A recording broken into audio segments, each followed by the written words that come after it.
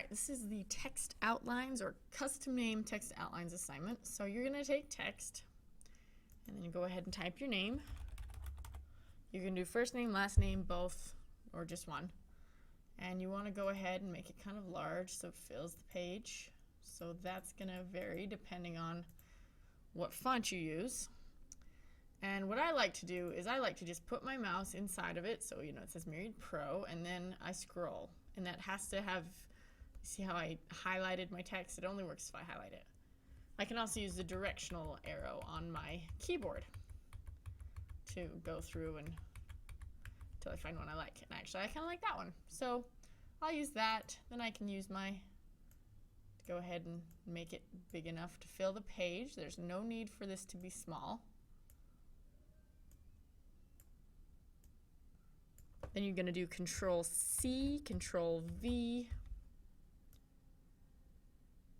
and put that in there. And then you're going to go ahead and pick one. I like to use the top one. And you go up to the Type menu, and you use Create Outlines. And that just makes it so that these are now editable, and I can go and use the Direct Selection tool. And if I zoom in, you can see that each of these points is a solid blue. If I click on one and let go, all of them become white inside and only one is solid blue. So now this one I can now click and pull, and just like with the pen tool, they've got these handles, so I can click and drag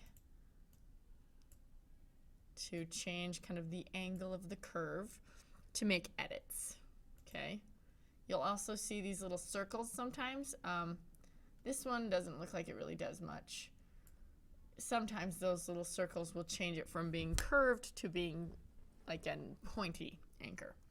Another way you can do that is if I go ahead and I click on an anchor point, so it's highlighted, I now have these convert options. This one's convert to a corner, so if I click on that, and it's probably kind of hard to see, it's almost like I need to pick a different one.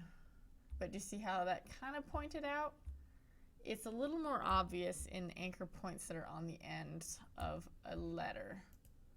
So maybe we'll try that one. And if I convert that, there we go. Now you can see how it pointed.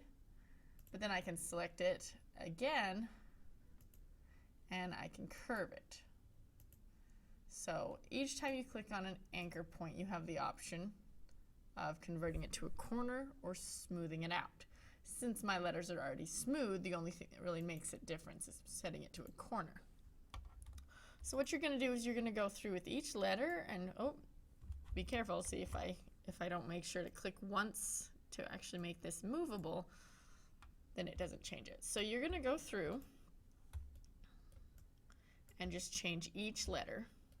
Oh, if I can get mine to move, darn lag. And there we go.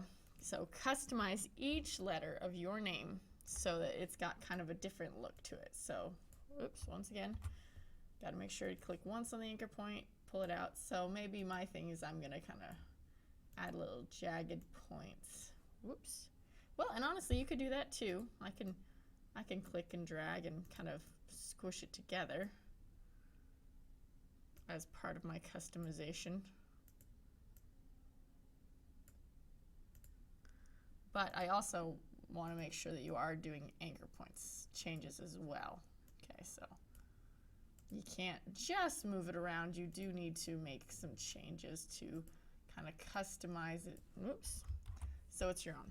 Once you're done with that, you need to set it to have at least 2 colors. So if you see if I have this H selected, I could come up to my fill and change the color. And I could give it a stroke as well. And I can do that with each and every letter. So if I want to, I could shift click if I want them all to be the same, then I would go ahead and shift click on them and then go to my color. Sorry, I apologize once again for the lag. But you hold down shift, select the letters, come up to your fill, choose the color, change my stroke.